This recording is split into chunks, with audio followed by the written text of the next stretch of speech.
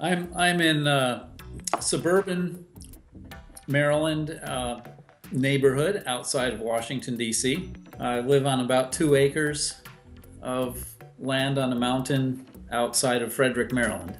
What do you do for a living, and how does your average day look like? I'm staying busy. I think that's still a good thing. I tell people I type for a living. I program computers, and so my day-to-day existence is primarily sitting in front of computers and typing. So, what comes to your mind if you think about the Golden Globe race? What is it for you? A lot of things come to mind. The first thing is fear. So the idea of the huge waves and the storms in the Southern Ocean are scary to me. And at the same time, there's a feeling of joy and almost elation about being there, about doing this. And I just wish it could start tomorrow. Do you have a campaign running, or how do you plan to make it? Is it you financing everything, or do you think about getting a partner? I'm anticipating getting some sponsorship. I doubt I could do everything myself. It would be very, very tight. I want socially responsible sponsors. I've always been concerned about the environment, and climate change, of course, is the huge issue today. So I'm hoping to leverage anything I possibly can to bring attention to and forward any environmental issues and movements. And I would like to generate some partnerships with organizations that would enable us to mutually benefit from the relationship. Which boat did you choose for the journey? Do you have your boat already?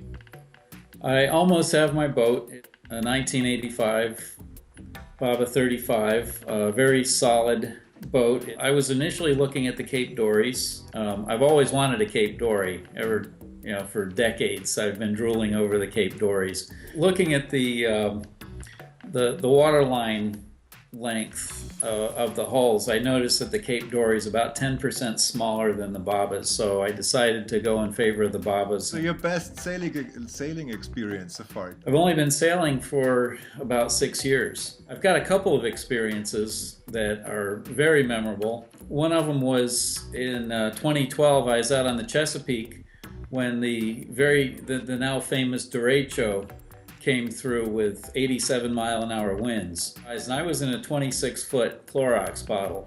We found a bay, if you could, sort of an indentation in an island across the Chesapeake, and anchored in about 16 feet of water while we got slaughtered by these intense winds. There were tornadoes that came through, 87-mile-an-hour winds, and our boat just got thrown all over the place. It was like I felt like a cork in a Cuisinart. I thought for the first time in my sailing experience, I wondered if I would live through the night. It was an incredible experience. And after making it through that, I had a heck of a lot of respect for those cheap little boats. We sailed around St. Croix in the Caribbean, down in the USVI, overnight, and sailed right into a storm. And that's where I encountered 15 to 20-foot waves. And that was, for me, it was just, we had this sideways rain, and it was beating down all night. And I was just in my element. I loved it. And that was where I knew this was where I was meant to be. Everybody was seasick.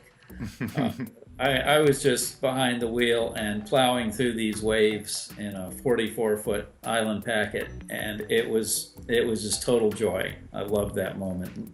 What do you think is the most important thing, besides spare parts and stuff we need, which is kind of clear because it's on the list already? And I will have some people who will help me to make sure that I remember everything important. The thing I want to bring is pictures of my family. Do you have children? Yes, I have 5 children. Okay. And what did your partner say to the idea of you taking part? Well, she denies it now, but she actually encouraged it. I read about the race in the back of Sailing Magazine and immediately dismissed it. And I happened to mention it to my wife, and she said, well, why not? And so I started thinking about it, and then I couldn't sleep. She's been very, very supportive. What will be the first thing you want to do, the most desirable thing? I have no idea. I have no idea. My wife is actually probably better prepared than I am for what or who is going to step off the boat. She's anticipating a different person. I don't know what I'm going to be or who I'm going to be once I get finished with 9 or 10 months at sea. I have no idea. I think it'll be hard to sleep on dry land. Oh, I have a little game, kind of. I tell you one word and you answer me with the first thoughts you have on it. Okay. So the first word is oceans. Oh, again, fears come up for me. Big waves. Sailboat. I'm imagining my Baba 35 in full sail. Sailing then, what means sailing to you? Freedom from the insanity of humanity. It's an escape. Love.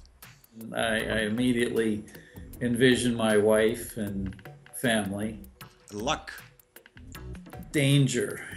The Golden Globe race. Adventure and fun.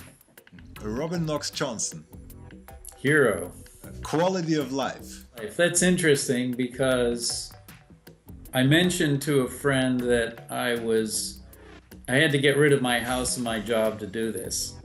He said, it's costing you, it's costing you your house and your job to sail around the world.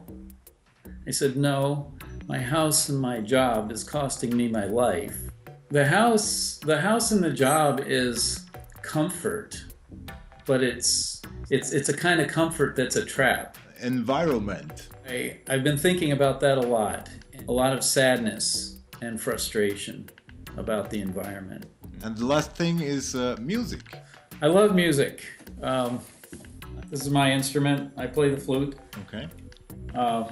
And I will bring instruments with me and make my own music. So thank you for that, actually. It was nice to meet you. Very good to meet you. Thank you again for taking the time and the energy to do this. It's a fantastic idea. Great. And I can't wait to see everybody else's answers. Thank you for joining. Take care. Thank you. Bye.